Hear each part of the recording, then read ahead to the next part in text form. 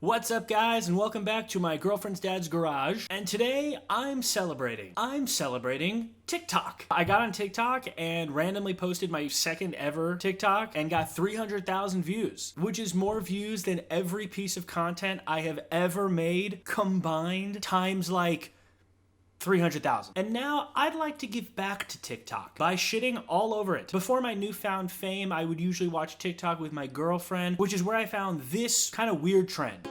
It's just a song, an inefficient way to move the story along. I'm done. You're just being cynical. So the theme of this trend is that people will lip sync over this song, and as they're singing the different beats of the song, they're adding in with text beats of their own story, and the story is usually pretty wild. And while these stories usually made me uncomfortable, I eventually asked myself, where does this song come from? Well, after a little bit of research, I found the source, and it turns out it's from a Disney Channel movie called Teen Beach Movie. Can you have come up with a lazier title? And yes, the word movie is actually an official part of the title. They couldn't have even come up with something like The Teen Beach Club or On the Teen Beach. They just went with Teen Beach Movie. The title of this movie sounds less like an actual movie title and more like a very specific genre in which you'd find this movie on Netflix. So while this movie actually started off kinda good, it got bad really quickly. The production value sunk, the storyline went everywhere, and at times it even got a little bit racist. So let's get gnarly and catch some waves with Disney Channel's Teen Beach Movie. The movie starts out with our leads, boy and girl, as they frolic on the beach. Boy is played by Ross Lynch, who I only know from the trailers of the recent Jeffrey Dahmer movie, where he played Jeffrey Dahmer. I know this is just a movie, but something about that just leaves kind of a weird taste in my mouth. Also, is Zac Efron playing Ted Bundy in the Netflix movie last year? What is it with Disney Channel stars playing serial killers? I understand they want to shed their reputation as some sort of teeny bopper, but do you think they could have started out with something a little more subtle? You know, like living in a carcass. So boy and girl are surfing on the beach, and let's just say that these two gnarly dudes sound totally convincing as real surfers. Can you believe they're talking about 40-foot waves? There's a huge storm coming up from the north. I mean, surf like that only happens here once every 30 years. Can you imagine dropping in on a barrel that huge? So the boy and girl make their way back to her grandfather's local surf shop, and she keeps trying to tell boy something, but he's just not listening. As she's just about to get through to him, he hears his favorite movie in the other room and leaves her out to dry yet again. Now, Teen Beach Movie is a pretty bad movie title, but this is actually the second worst movie title in this production, because the boy's favorite movie is titled West Side Story. Ew. Dude, what the fuck? Dude, I get it's a musical and it's a sort of West Side Story ripoff, but why wet? Which side of it is the wet side? I don't know, these movie titles just don't really sit well with me. So the boy and the girl's grandpa love West Side Story. And I love this clip they show of the movie because they show us sort of the climactic moment of the movie where the two characters fall in love, which leads to their respective groups getting very defensive of each other, a la West Side Story. Okay, now in normal musicals, maybe the argument comes to some sort of boil, one of the characters recommends some sort of dance-off, but here they just exchange two lines and go straight to it. No argument or understanding of what the other person is saying at all. Even for musical theater, they skip to the dancing part a little bit too quick, but right in the middle of watching the movie, Aunt Antoinette arrives, which we know because of how she arrives. Wow, you are so grown up. You look absolutely unacceptable. What? Not you, dear. Tell him the offer is unacceptable. It's good to see you, Mackenzie. I love how movies have characters that are business-oriented. They have them just walking into the room on the phone, spewing very generic business terms. Oh yeah, well if she thinks that merger's gonna go through without my business lawyer signing it, it's not gonna be an offer that my merger is gonna happen to. Business. Hey, I'm Aunt Antoinette. Remember how girl was trying to tell boy something? Well, it turns out Aunt Antoinette has enrolled girl in a school outside of Hawaii, ending their perfect summer and relationship. Quick side note, I just said Hawaii because the movie gives off huge Hawaiian vibes, but they never once actually confirm if they are living in Hawaii or not. So call me statist, but I'm just going to assume it's Hawaii based off of every single aspect of this movie. And right in the middle of this discovery, we add a little bit of magic to the fray. Oh, don't tell me. You still have that. Still have it? I mean, we all grew up with the legends about this board. It's part of the family. Me, your grandfather, and his father, we each found our destiny on it. Oh, you know the legend of the surfboard. You know the plot device that we just plopped in here to be some sort of precursor to some sort of magical event that's going to happen later in the movie, but we never actually explain any sort of origin for it or mention it in any way for the rest of the movie. Okay, so Antoinette crashes the party and they have a flight the next day out of Hawaii. But it just so happens the day of the flight also happens to be the day where some of the biggest waves in the past decade are coming by, and girl wants to ride them waves. So she sneaks out and leaves a note saying she's going to be ready on time, but look what she takes with her. The magical legendary surfboard. So she's out there ripping it up, but the weather starts getting a little bit worse. Everybody starts coming in because the lifeguard said so, except a girl. I get she's really into surfing and it looks like she's pretty good, but I feel like when a lifeguard tells you to come in with a huge red flag, you should probably do it. Like, we haven't established her as some sort of renegade that'll just do anything for the wave, so this sort of just looks like a death wish. But hey, anything's better than going to school, right? And like the hero he is, Boy decides to go after her. On a jet ski?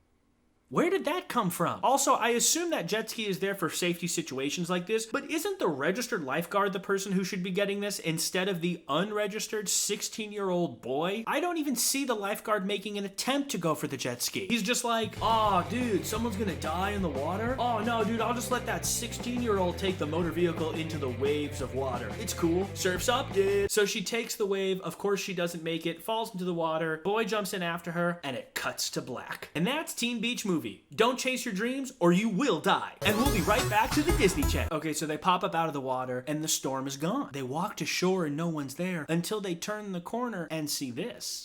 On my way, feeling fine. I can see my reflection in my surfboard shine. I can hardly wait to cause a commotion. Come on, everyone, jump into the ocean. Oh shit, baby! It's the cast of Wet Side Story! This shit's about to get wet! Oh, ew, dude, gross, sorry, my bad. So the cast starts into this big dance number, and the first thing girl says is, We died and ended up in a musical! which seems to be correct, but that is very astute. It would take me at least a full day to fully comprehend that situation. Maybe she doesn't need to go to school after all. So Boy picks up on this pretty quickly too, and jumps right into it. I mean, I know this is his favorite movie, but this would be terrifying. One of my favorite movies is The Godfather, but if I was magically transported into it, I wouldn't just immediately join in. I'm gonna make him an offer he can't refuse. Ah, fuck yeah, dude, I love this part.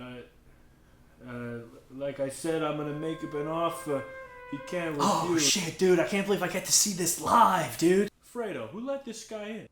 Oh shit, is he talking to me? Oh, no, nobody let me in. I came here from a completely different dimension. I like this guy. So everybody makes their way over to the local hangout joint, Big Mama's. But just as the surfers start getting a little bit suspicious of Boy and Girl, the surfers' arch rivals show up. The bikers. Siphons. Thought I smelled something fishy. So where did these very clearly New York bikers show up from? Did they bike here all the way from New York City? Already I feel like the bikers are losing this rivalry. We've established this very much as a Hawaiian place. They come in here with their city slicker vibes and their big motorcycles, but they live in Hawaii and their favorite hangout is a tiki hut. They are definitely way too out of place to be complaining. But don't worry, the gang has a cool, tough nickname to make sure nobody messes with them. The rodents. The rodents? What is it with this movie and titling things? Okay, so Boy and Girl have found themselves in a crosstown rivalry, or as she says it, So we landed in the middle of a surf and turf war? that's the best line I've ever heard in any movie ever. Continuing on. So there's this big ongoing fight between the surfers and the bikers, which leads to, of course, a dance-off with absolutely no lead-up. And honestly, this song's kind of tight. They shouldn't be here, but I like the rodents. Rodents? But then in the middle of the number, Boy jumps in again, this time with full costume. This is the second time he's jumped into a fully choreographed number. Did he know this was gonna happen? Did he make this whole thing up to live out some sick fantasy from his favorite movie?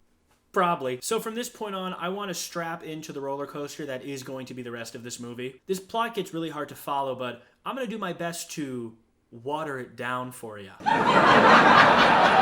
I'm a genius. He remembers that a big storm comes at the end of the movie, and being they got here via a big storm, they assume that the big storm will take them out. So they're back at Big Mama's for a party, and the main girl from the Ronins is on stage singing. And according to Boy, this is where she's supposed to fall into the arms of lead surfer Boy, starting their star-crossed love affair. But a few missteps leads to her tripping and falling into the arms of Boy, and girl falls into the arms of lead surfer Boy. And now, instead of the two leads falling in love with each other, they've fallen for boy and girl. And this starts a chain of events that changes the course of the movie, which means they might be hurting their chances of the movie going according to plan, thus hurting the chances of that big storm coming in or not, and thus hurting their chances of leaving this dimension. Hey, are you confused yet? Continuing on. So now they must make these two fall in love with each other like the original plot says, and let's just say they don't do a very good job of it at all. I wear this to go see Brady. Why should a boy influence what you choose to wear? Or anything you do? It's your life. You can decide what to do. Why don't you just ask them out? Okay, so this is absolutely what she should do. She's a girl from the 21st century, so I completely understand her stance of seeing that these girls shouldn't be treated less than that of the boys. But if her goal is to get things back on track and not ruffle any feathers, why would she bring this up? She's doing her best to blend in, yet fundamentally changing the social fabric of everything around her. I mean, fight the fight, but you're the one trying to leave this dimension, so just saying. So this is where we see the evil real estate agent and his scientist concocting their weather machine. Oh yeah, did I mention there's an evil real estate agent and a scientist? So these guys want to clear out everybody from the beach so they can buy it and put up some fancy hotel and make a bunch of money. So they create a weather machine that can kill all the waves and rust all the motorcycles so they all leave to get the land. At the end of the original movie, them breaking the machine is actually what causes the storm. So this character, Dr. Fusion, he's played as sort of a bumbling idiot guy, very funny, fun-loving, goofy kind of character. But it turns out he has a very dark side. Jetstream genius, rising to the occasion under intense barometric pressure. Oh, go on. Your mother must be so proud. Oh, I'm just like her, you know. Really? I even have her eyes. Oh. Of course, I let her keep the rest of her face. We've only got one mother.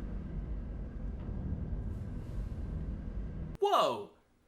Dude, did this guy rip his own mother's eyeballs out of her head and implant them into his own head? Bro.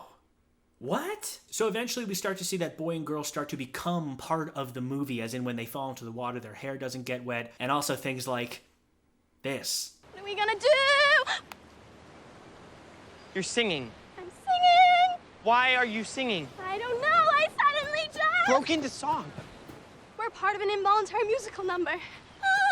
Oh, dude, this is so cringy. This isn't an easy thing for an actor to do, to pretend there's some sort of magical energy making them dance when they don't really want to dance. I understand the task at hand, but this ain't it. But it's all worth it because it leads us to the moment we've been waiting for. It's just a song, an inefficient way to move the story along. I'm done. You're just being cynical. And something happens during this song that both me and my girlfriend noticed. From this point on, the entire movie takes a huge nosedive. The production value gets worse than it even was. The story gets almost impossible to follow. You can even see that during the song, there are a few very obvious moments where the character is singing but his mouth isn't moving. Make it stop. Don't make it stop.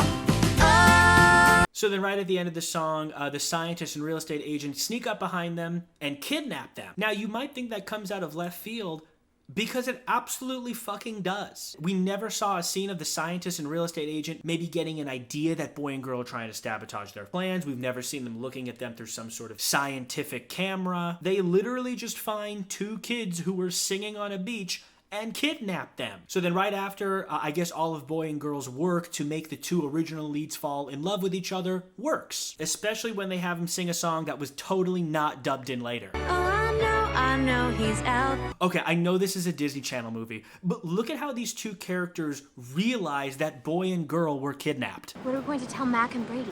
Yeah, where are they anyway? I gave this to Mac. She was wearing it. Then why did you take it off? Something's not right.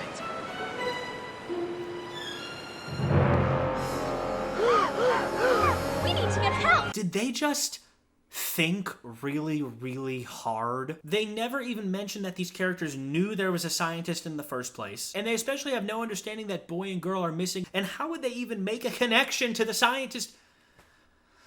Honestly, So they go back to Big Mama's to tell their compadres about what they've learned. Oh, by the way, Big Mama is the woman who runs the joint that everybody hangs out at. I'd like to show the only lines that this character has in this movie. Big Mama, you sure know how to fry up a fish burger. Well, if you can catch it, Big Mama can cook it. Oh, she got the elf.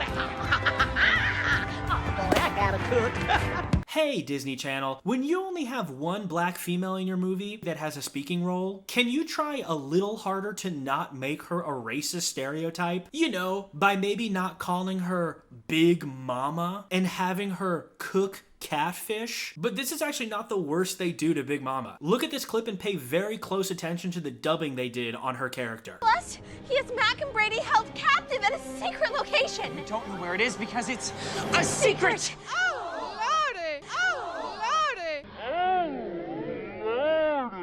Are you kidding me? Did the director see this clip and be like, it's not black enough, and then dubbed in some woman yelling?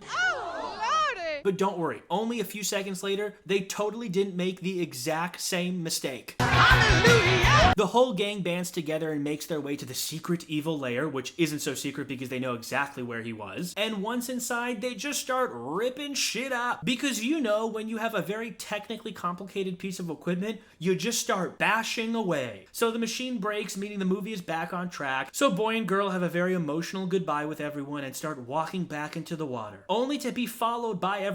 But you just said goodbye. Why would you follow them like exactly where they're going? Well, I guess the magic board worked its magic again, because boy and girl pop up back out of the water and they're back in normal world. And after being sent away to another dimension because a storm wiped her out, what's the first thing she wants to do? Hit a wave, bro! You gotta be shitting me, dude. This girl really has a death wish. And once on land, she tells Antoinette that she doesn't want to go because of what she's learned during her experiences. And they have a nice family moment, and then everybody sings? Everybody's digging on the rays of the summer sun. Wait, but I thought the other dimension was the singing place. They sing here too? That makes that other dimension not so weird. If you're telling me that they also sing here, there's a very good chance that when they got into that first storm, they just got washed up on like the next beach over. Maybe everybody knew that when they got knocked out by a wave, they went to a magical musical dimension. And in the time they were gone, they were like, oh shit, we should welcome them back with a fully choreographed dance number. All right, guys, well, that's Teen Beach Movie. I give it 3 out of 5 unexplained magical surfboards. Well, thanks for hanging out with me in my girlfriend's dad's garage. Do me a favor and like this video, comment down below, maybe even subscribe if you want to see some more fun videos like this. While I really appreciate my 51 subscribers, I'd like maybe a few more. And if you leave a comment on my video, I will reply back with a compliment to you. All right, peace out.